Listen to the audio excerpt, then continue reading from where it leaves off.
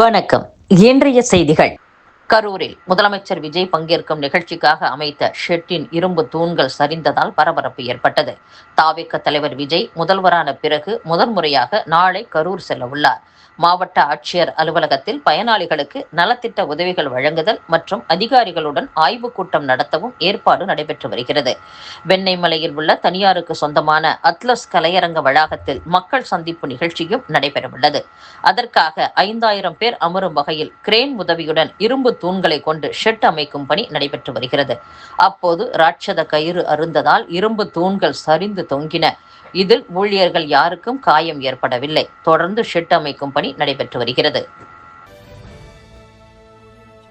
திருப்பத்தூர் மாவட்டம் ஜோலார்பேட்டையில் railway station வழியாக ஒடிசா மாநிலத்திலிருந்து போதை சாக்லேட் கடத்தி வருவதாக போதைப் பொருள் தடுப்பு பிரிவு ரயில்வே போலீசாருக்கு தகவல் கிடைத்ததை அடுத்து ஜோலார்பேட்டை ரயில்வே ஸ்டேஷனுக்கு சென்ற அனைத்து ரயில்களிலும் போலீசார் சோதனை நடத்தினர்.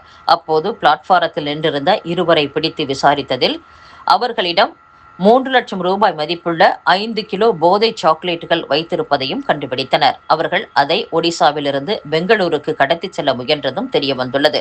போலீசார் அந்த போதை சாக்லேட்டுகளை பறிமுதல் செய்து 2 பேரையும் கைது செய்துள்ளனர். கரூரில் தாவேக பிரச்சார கூட்ட நெரிசலில் சிக்கி உயிரிழந்தவர்களின் குடும்பத்திற்கு அரசு பணி வழங்க தடை விதிக்க உயர்நீதிமன்ற மதுரை கிளையில் முறையிடப்பட்டுள்ளது. இந்த முறையீட்டு மனு நீதிபதிகள் ஏடி ஜெகதீஷ் சந்திரா, ஆர் பூர்ணிமா அமர்வு முன்பு வந்தது. அப்போது வழக்கறிஞர் கிளிட்டஸ் ஆஜராகி முறையிட்டார்.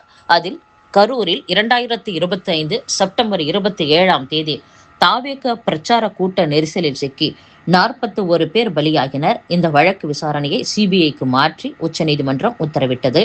உச்சநீதிமன்ற கண்காணிப்பில் விசாரணை நடக்கிறது. இறந்த 41 பேரின் குடும்பங்களை சேர்ந்தவர்களுக்கு தமிழக அரசு சார்பில் அரசு பணி வழங்கப்பட உள்ளது. ஜூலை 10ஆம் தேதி கரூருக்கு முதலமைச்சர் வரும்போது பணி நியமன உத்தரவு வழங்க திட்டமிடப்பட்டுள்ளது. கடந்த காலங்களில் கூட்ட நெரிசல் சம்பவம், தீ மற்றும் சாலை விபத்துக்கள், பிற துயர சம்பவங்களில் பலர் இறந்துள்ளனர். இதனால் பாதிக்கப்பட்ட குடும்பங்களை சேர்ந்தவர்களுக்கு அரசு பணி வழங்கவில்லை. கரூர் சம்பவத்திற்கு மட்டும் அரசு பணி வழங்குவது சட்டத்திற்கு முரணானது. எதிர்காலத்தில் இதுபோன்ற துயர சம்பவங்கள் நிகழும் பட்சத்தில் இதை முன்னுதாரணமாக கொண்டு அரசு பணி கோர வாய்ப்புள்ளது. உச்சநீதிமன்றத்தில் கரூர் சம்பவ வழக்கு நிலுவையில் உள்ளது. அது இறுதி உத்தரவு பிறப்பிக்கும் வரை அரசு பணி நியமனம் வழங்க தடை விதிக்க நாம் தமிழர் கட்சி நிர்வாகி தீரன் திருமுருகன் தாக்கல் செய்த மனுவை அவசர வழக்காக விசாரணைக்கு ஏற்று உத்தரவு பிறப்பிக்க வேண்டும் என்று தெரிவித்தார். இதற்கு நீதிபதிகள் வழக்கு உச்சநீதிமன்றத்தில் நிலுவையில் உள்ளது, நாங்கள் தலையிட முடியாது, மனு தாக்கல் செய்யும் பட்சத்தில் விசாரிக்கப்படும் என்றனர். பிற்படுத்தப்பட்ட, மிகவும் பிற்படுத்தப்பட்ட மற்றும் பட்டியல் சாதியினர் முஸ்லிம் மதத்திற்கு மாறும் போது அவர்களை பிற்படுத்தப்பட்ட வகுப்பு முஸ்லிம்களாக கருதி சாதி சான்றிதழ் வழங்கும் உத்தரவு ரத்து செய்யப்பட்டதை எதிர்த்து தமிழக அரசு உச்சநீதிமன்றத்தில் மேல்முறையீடு செய்துள்ளது. தமிழக அரசு கடந்த 2004ஆம் ஆண்டில் ஒரு அரசாணையை பிறப்பித்தது. அதன்படி பிற்படுத்தப்பட்ட, மிகவும் பிற்படுத்தப்பட்ட மற்றும் பட்டியல் சாதியினர் முஸ்லிம் மதத்திற்கு மாறும்போது அவர்களை பிற்படுத்தப்பட்ட வகுப்பு முஸ்லிம்களாக கருதி சாதி சான்றிதழ் வழங்கப்படும். இது தொடர்பான வழக்கை விசாரித்த சென்னை உயர்நீதிமன்றம் அந்த உத்தரவை ரத்து செய்து சமீபத்தில் உத்தரவிட்டது. ஒருவர் இஸ்லாமிற்கு மாறினால் அவர் ஒரு முஸ்லிம் மட்டுமே. பிறப்பின் அடிப்படையில் அமையும் குறிப்பிட்ட பிரிவின் கீழ் இடஒதுக்கீடு கோர முடியாது என தீர்ப்பில் கூறப்பட்டுள்ளது. இந்த உத்தரவை எதிர்த்து தமிழக அரசு உச்சநீதிமன்றத்தில் மேல்முறையீடு செய்துள்ளது. தமிழகத்தில் அடிக்கடி ஏற்படும் மின் தடைகளை நிரந்தரமாக குறைக்கும் நோக்கில் RDEP எனும் புதிய திட்டத்தை உடனடியாக அமல்படுத்த தமிழக மின் வாரியம் உத்தரவிட்டுள்ளதாக தகவல் வெளியாகியுள்ளது. தனியார் பள்ளிகள் தமது கல்வி கட்டண விவரங்களை பள்ளிகளின் அறிவிப்பு பலகைகளில் வெளியிட வேண்டும் என்று சென்னை உயர்நீதிமன்றம் உத்தரவிட்டுள்ளது. தாவேக MLAவிடம் பேரம் பேசியதாக கைது செய்யப்பட்ட 5 பேரை 2 நாட்கள் போலீஸ் காவலில் விசாரிக்க அனுமதி வழங்கி சென்னை முதன்மை அமர்வு நீதிமன்றம் உத்தரவிட்டுள்ளது.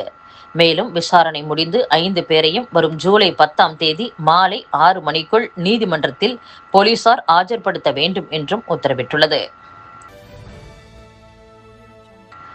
விவசாயிகளின் பிரச்சனைகளுக்கு தீர்வு காணும் வகையில் அவர்களின் கேள்விகளுக்கு காணொலி வாயிலாக நிபுணர்கள் பதிலளிக்கும் புதிய திட்டத்தை வேளாண் அமைச்சர் வினோத் தலைமை செயலகத்தில் தொடங்கி வைத்துள்ளார். ஆட்டோ மீட்டர் கட்டணத்தை மாற்றி அமைப்பது தொடர்பான முத்தரப்பு பேச்சுவார்த்தை சென்னை போக்குவரத்து துறை ஆணையரகத்தில் இன்று நடைபெறுகிறது. தமிழகம் முழுவதும் ஆட்டோ மீட்டர் கட்டணத்தை உடனடியாக உயர்த்த வேண்டும் என்பன உள்ளிட்ட பல்வேறு கோரிக்கைகளை ஆட்டோ ஓட்டுநர்கள் முன்வைத்து வருவது குறிப்பிடத்தக்கது. திருவள்ளூர் மாவட்டம் ஊத்துக்கோட்டை அருகே வடமாநில பெண் தொழிலாளர்கள் 18 பேர் உயிரிழந்த தனியார் கடல் உணவு பதப்படுத்தும் தொழிற்சாலைக்கு கோட்டாட்சியர் ரவிச்சந்திரன் சீல் வைத்து நடவடிக்கை எடுத்துள்ளார். இத்துடன் செய்திகள் நிறைவடைகின்றன. மீண்டும் நாளை சந்திப்போம். வணக்கம்.